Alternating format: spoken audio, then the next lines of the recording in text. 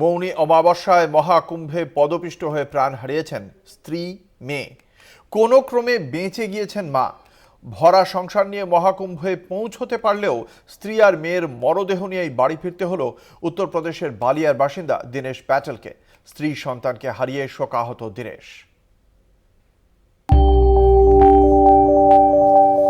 উত্তরপ্রদেশের বালিয়ার নাসিরাবাদ গ্রামের বাসিন্দা দীনেশ প্যাটেল পেশায় শ্রমিক।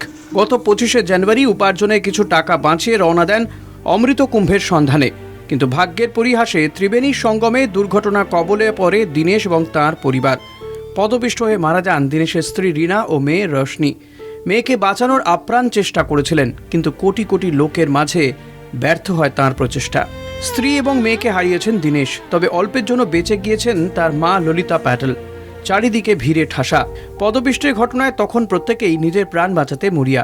এই অবস্থায় নিজে কখনো প্রাণে বেঁচে ফিরবেন এ কথা ভাবতেও পারেননি দীনেশের মা।